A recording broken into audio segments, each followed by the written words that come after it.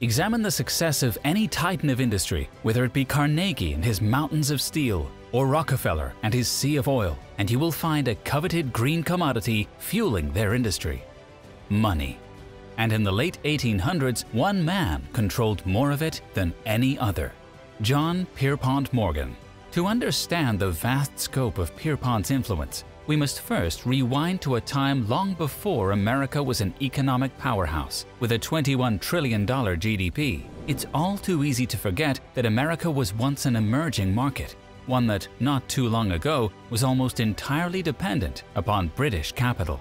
So, without further ado, let's explore the story of how a combination of timing, genius, and connections made J.P. Morgan the most powerful man in the history of American finance.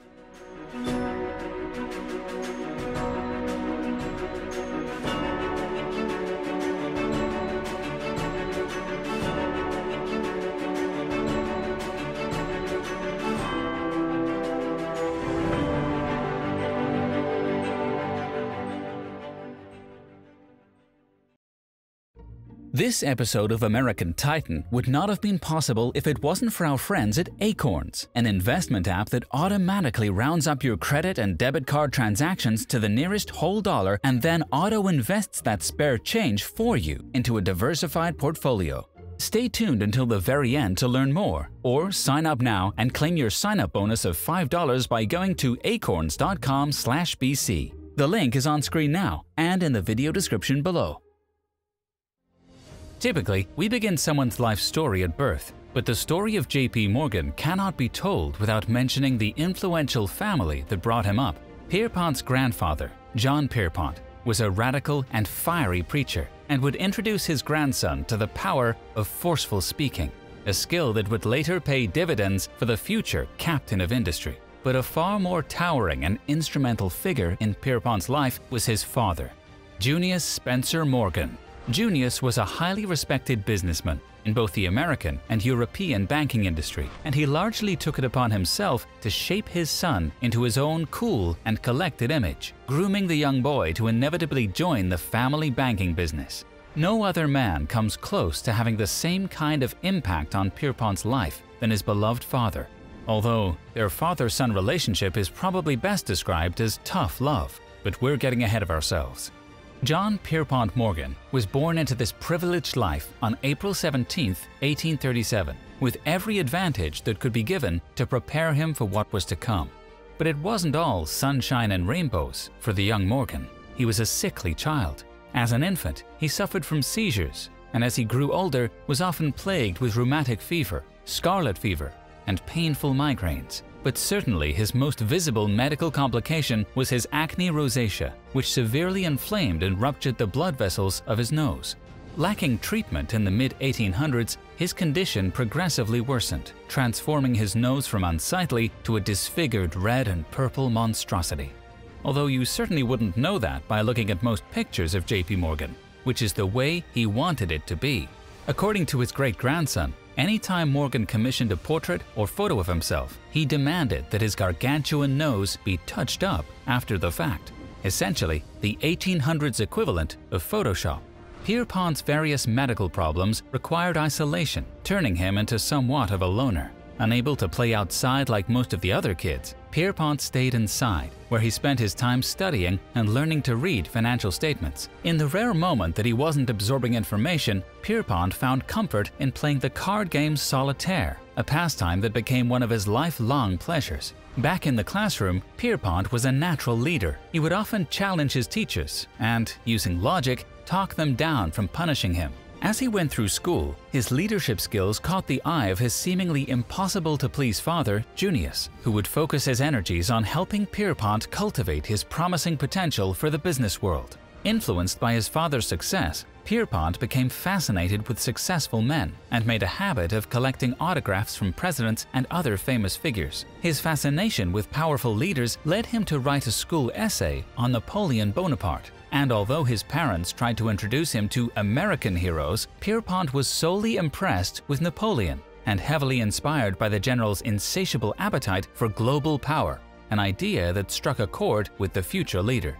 On October 1, 1854, Pierpont's father, Junius, was made partner at the London-based financial firm George Peabody & Company. Soon after, the Morgan family relocated to London. But Pierpont, then just 17, wouldn't be staying very long. Concerned about his son's mood swings and hot temper, Junius sought to instill principles of discipline and responsibility.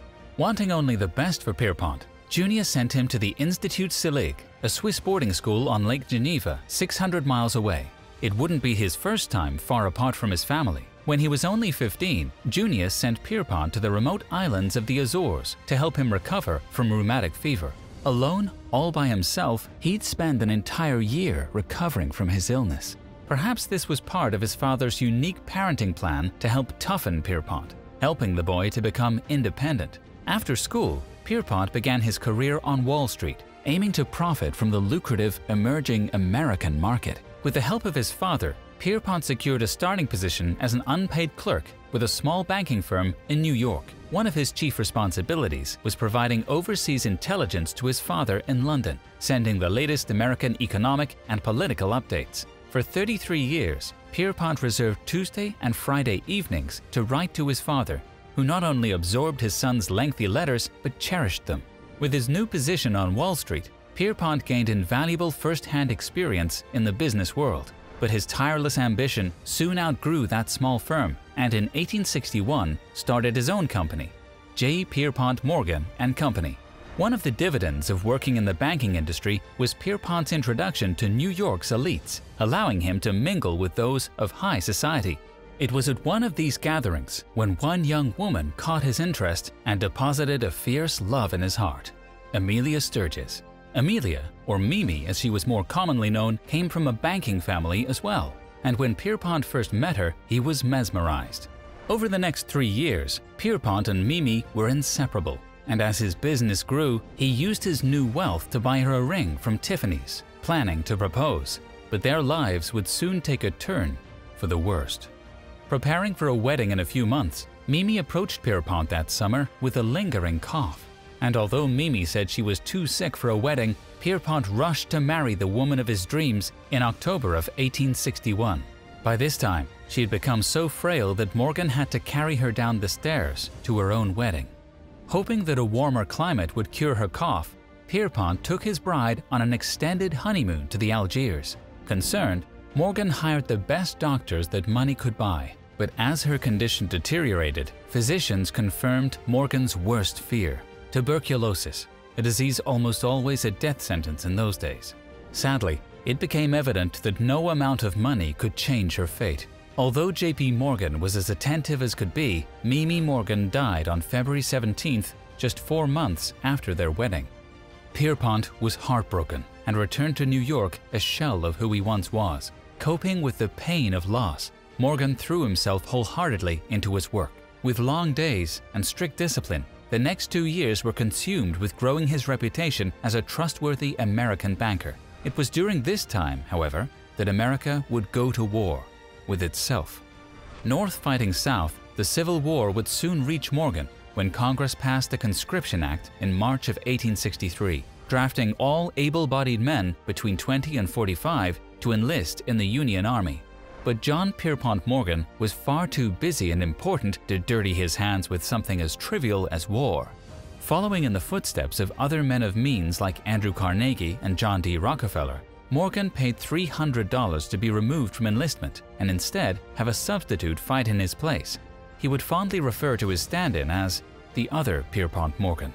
But Pierpont wouldn't sit idle on the sidelines of battles. The business of war was too lucrative for such nonsense. As the battles raged on, Morgan found a way to profit from the carnage, trading Union bonds. He recognized that bond prices seesawed in value following the news of each battle's outcome between the Union and Confederate Army.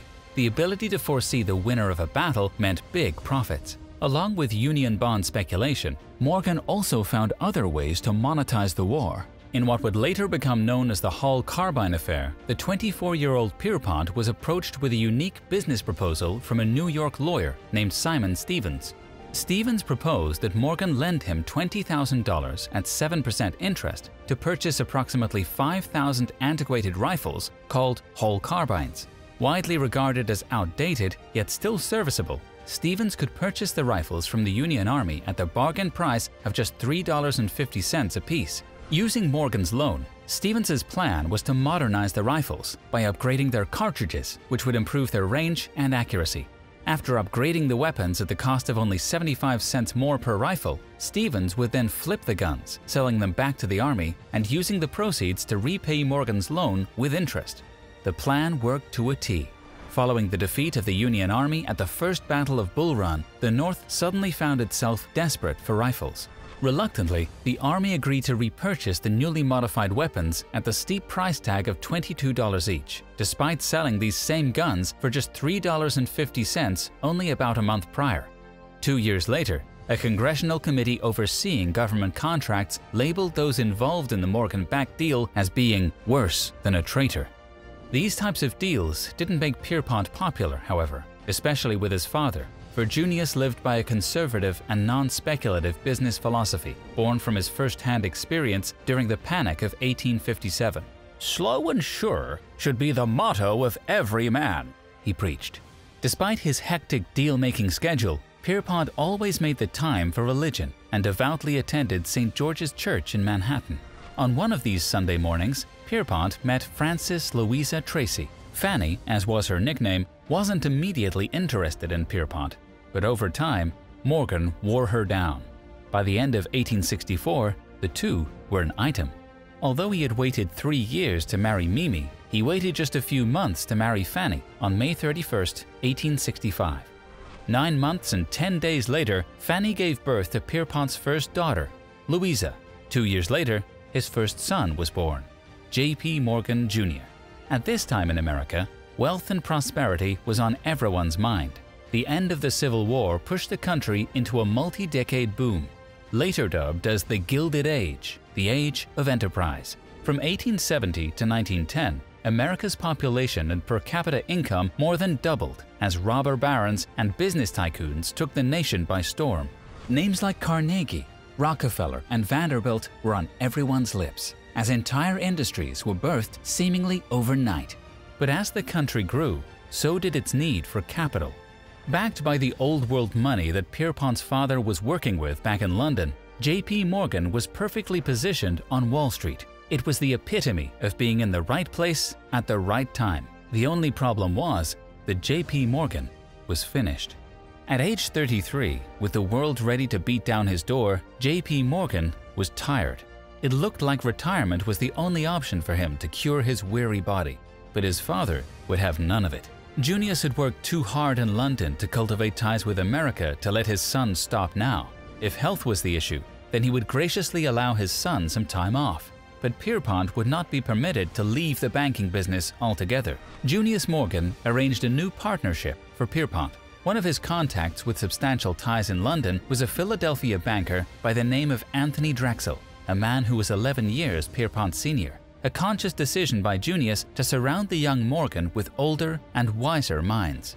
Drexel's American firms were already raking in $350,000 a year and had established trade partnerships overseas. Armed with $5 million of seed capital from Junius, Pierpont and Drexel formed a new venture, creating Drexel, Morgan & Company in 1871. As per his father's wishes, the younger Morgan agreed to join the partnership under one condition: a desperately needed vacation.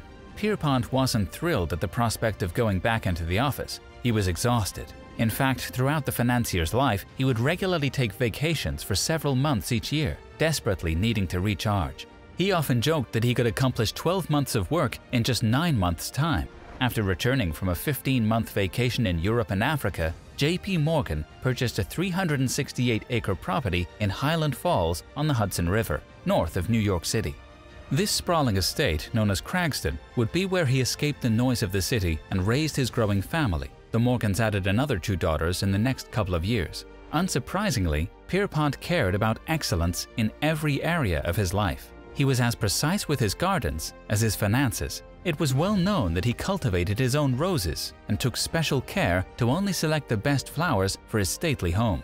And just like pruning his plants on the weekend, he was careful to avoid weeds that threatened to sprout in his business. Back at his office on 23 Wall Street, he demanded that women only be allowed in the building once a year, on New Year's Day, when the markets were closed. His partner had a female secretary who had to be stationed across the street so as not to distract the busy businessman.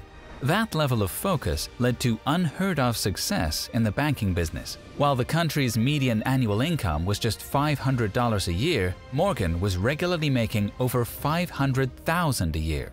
But it was more than his financial genius that made him so successful. It was also his intimidating image, which was only exacerbated by his bulbous and deformed nose. His fierce gaze was described as like staring into the light of an oncoming train. He towered over men, standing an impressive 6'2", a full 8 inches over the average man's height at the time. Morgan used his daunting appearance to bend his opponents to his will, especially those in the railroad industry. Unlike most businesses with relatively low barriers to entry, starting a railroad could cost anywhere from $17 to $35 million. Fortunately for Drexel, Morgan & Company, there were just a handful of banks that could finance projects of such magnitude. But despite the high startup costs, the railroad industry had overexpanded, with several companies offering lines that competed with one another, all trying to service America's never-ending growth. During this time, it was common for one person to control the interests of an entire industry. Carnegie was forging more steel than all of Great Britain. Rockefeller was refining as much as 90% of America's oil. But the rails, on the other hand, were quite the opposite. Whereas other industries were largely monopolized, many railroad owners dealt with cutthroat competitors. It wasn't uncommon to have multiple companies lay rail lines along the same route to compete with one another, driving down margins. But whereas others saw overexpansion, Morgan saw opportunity. Instead of passively owning stock in railroad companies, Morgan would play an active role in the corporate management of rails he invested in. By taking a position in a company and joining its board of directors, Morgan could reshuffle the company's leadership and then direct the company the way he saw fit. The practice grew so popular that it later became known as Morganization, although today we know it as activist investing. It was said that despite serving as a director on many boards, the true chairman was always wherever Pierpont sat. On one rare occasion, when a railroad president challenged his leadership, J.P. Morgan responded, "Never forget, your railroads belong to my clients." Over time, Pierpont gained an unparalleled reputation as an honest and forthright dealmaker.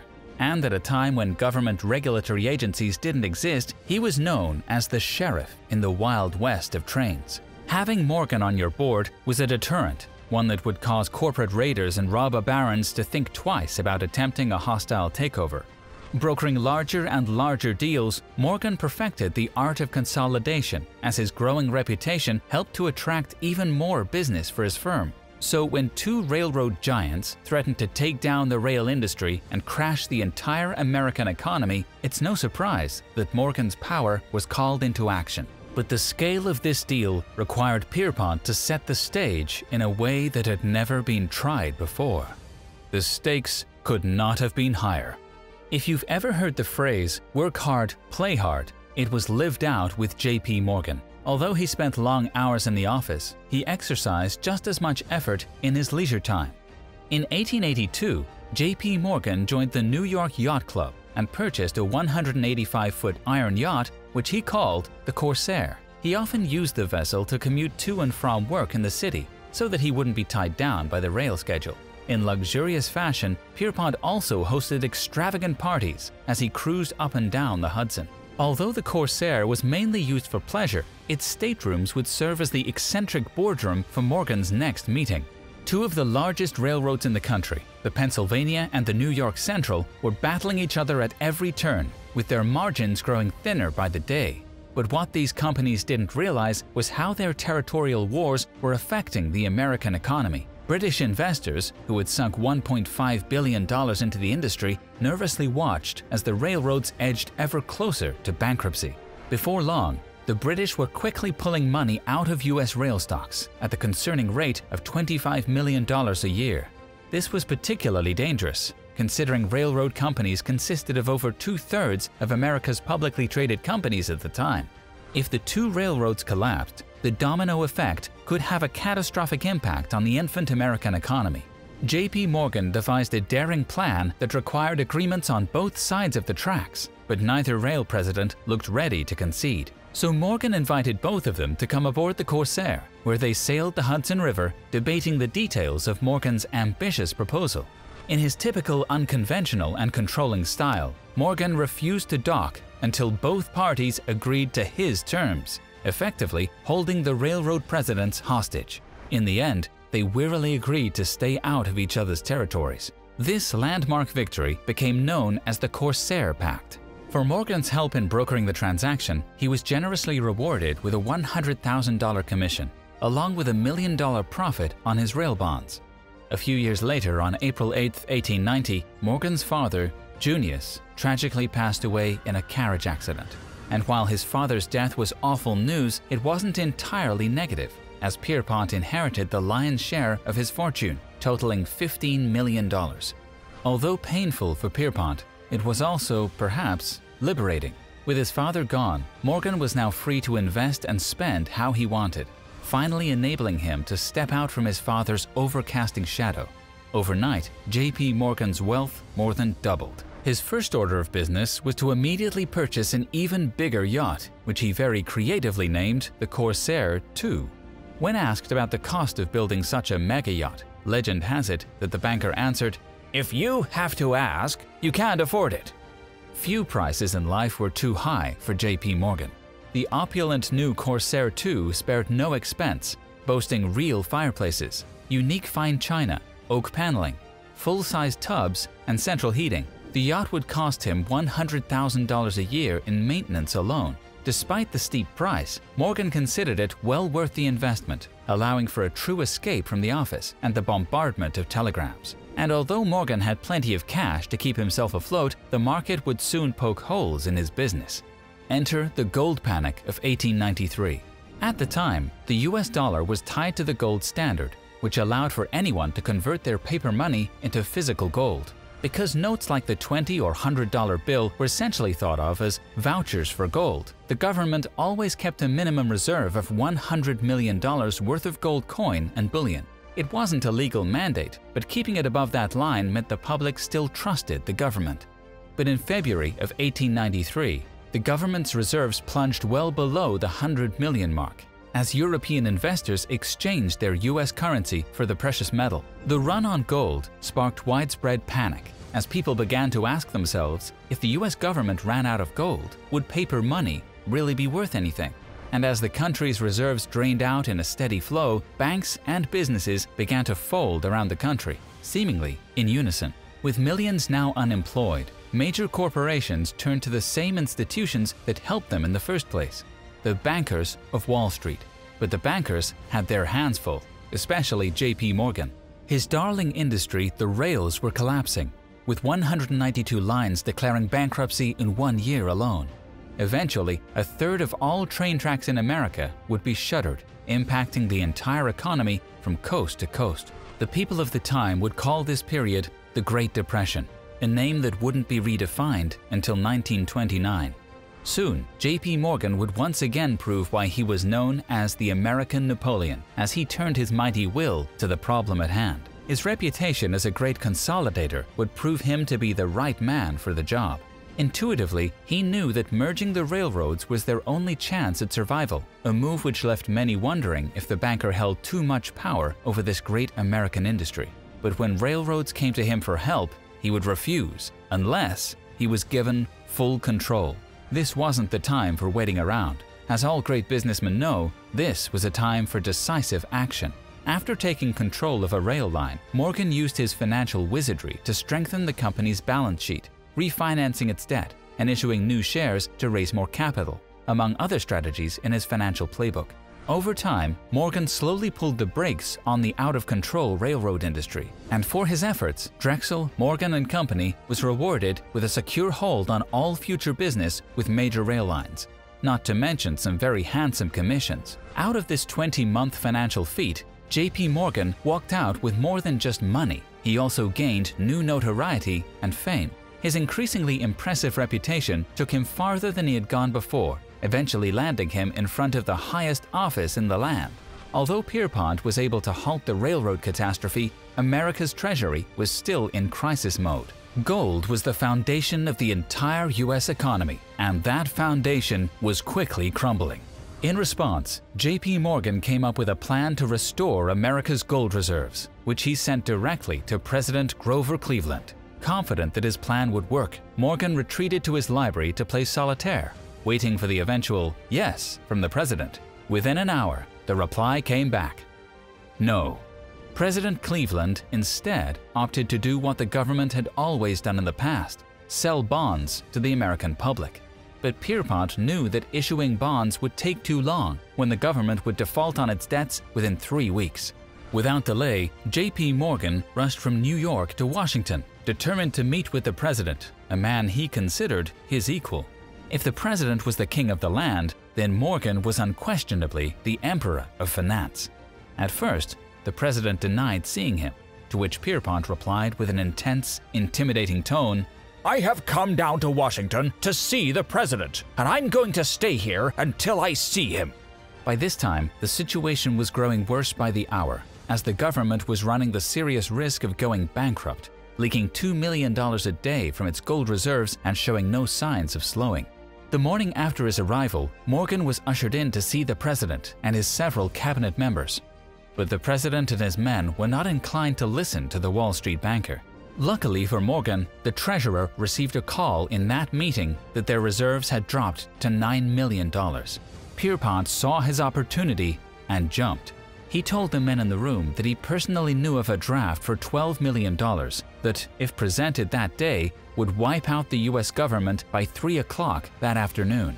Realizing their dire situation, President Cleveland turned and asked, "Have you anything to suggest, Mr. Morgan?"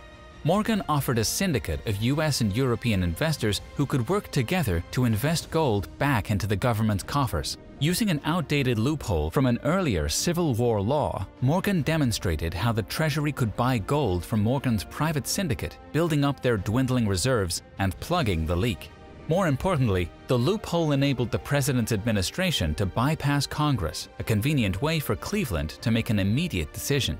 In spite of the negative publicity of the White House working with Wall Street, Cleveland signed the contract with Morgan's syndicate. Within 22 minutes in New York City and 2 hours in London, the private sale of the government's gold bonds were completely sold. Disaster now averted, Pierpont had successfully bailed out the United States government, rescuing the country from the brink of collapse and restoring faith in the American economy.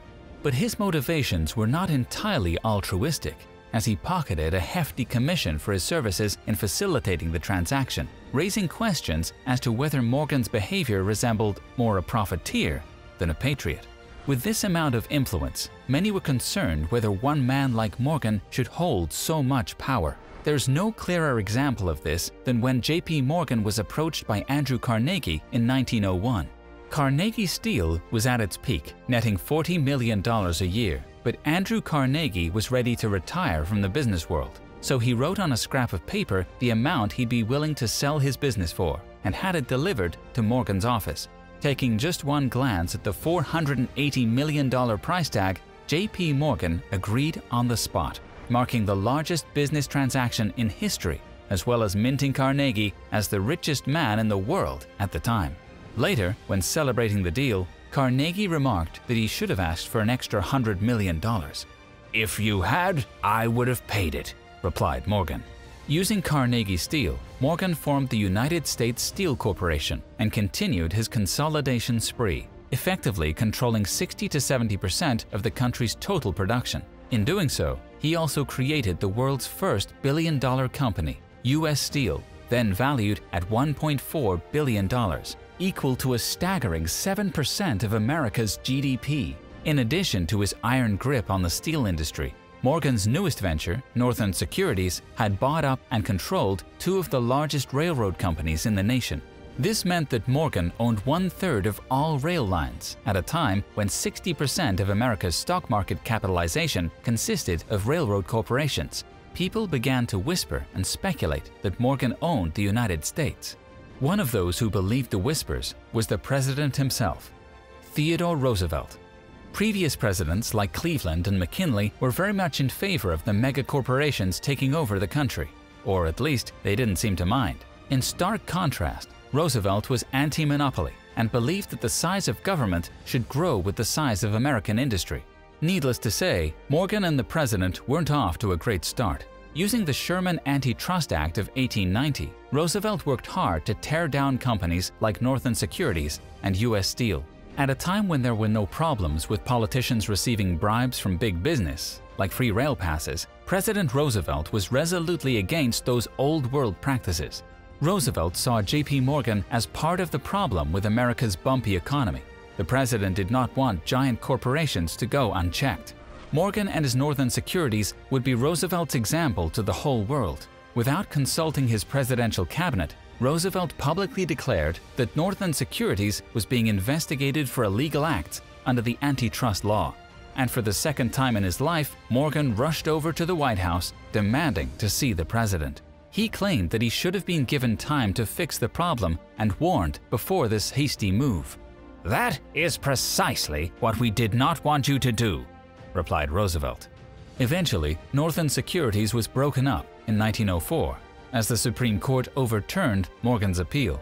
J.P. Morgan resented the government's intrusion into big business. Upon hearing that President Roosevelt was traveling to go hunting in Africa one year, Pierpont remarked, "Good. I hope the first lion that meets him does his duty." Although the two did not see eye to eye, President Roosevelt, or Teddy as he was also known, had to admit that Morgan possessed a talent for repairing entire economies. This talent would be tested again in 1907 when the stock market panicked after the failure of the United Copper Company, which pulled down the entire mining industry with it, along with 2 brokerage houses and a bank, all within one weekend. As it happened, the stock market panicked again and a bank run ensued.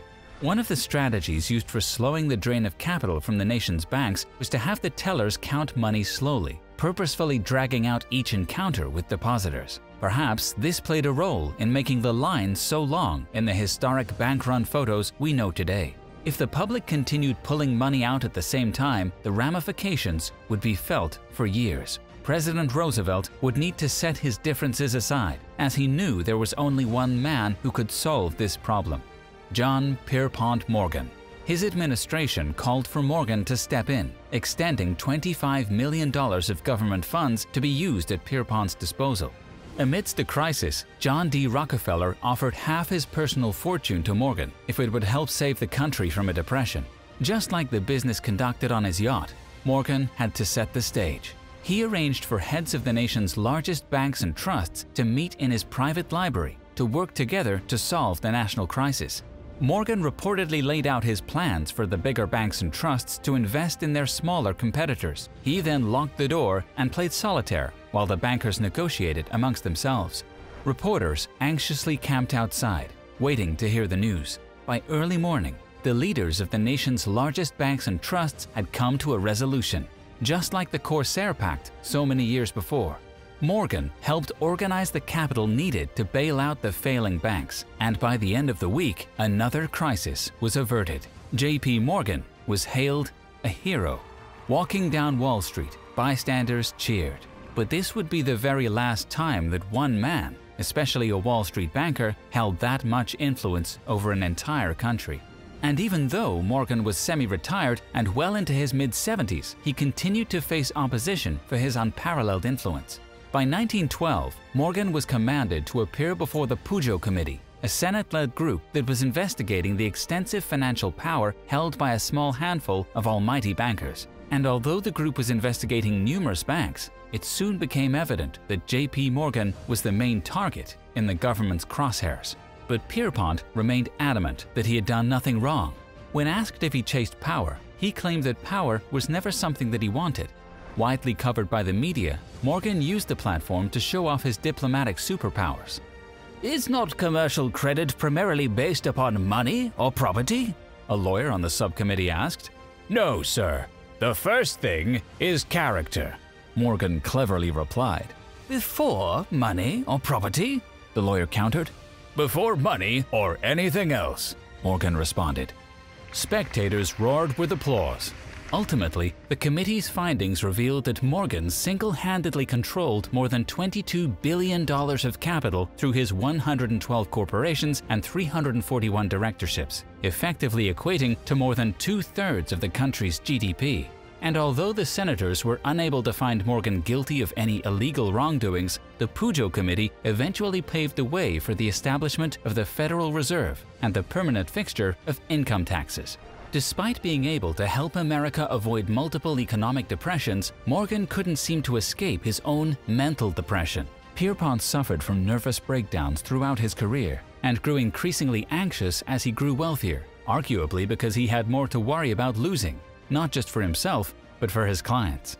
Throughout his life, Morgan would confine himself to his bed, usually several days each month, to recover from his various health complications. Despite being the toughest banker who ever lived, Pierpont was thin-skinned. Worsening his manic-depressive episodes was the public's negative personification of the financier, portraying him as a greedy businessman. He certainly didn't enjoy seeing newspaper cartoons portraying him as a devilish and greedy monster. Now, in his final years, he endured great personal struggles, dealing with tremendous criticism, all while trying to cement his legacy as America's most successful and patriotic financier. By this point, Pierpont lived to excess, draining massive amounts of sherry and port while smoking dozens of cigars a day. He was said to eat a breakfast so large that it would kill a horse. It was certainly no aid to his health when he learned about the shipwreck of one of his investments, the Titanic, a vessel which he owned through his shipping trust. Interestingly, it was only a last-minute fluke that he and his multi-million-dollar art collection weren't on the fateful ship when it went down on April 14, 1912. Perhaps it was all too much for the 75-year-old Titan. While traveling in Rome on March 31, 1913, Morgan passed away shortly after midnight.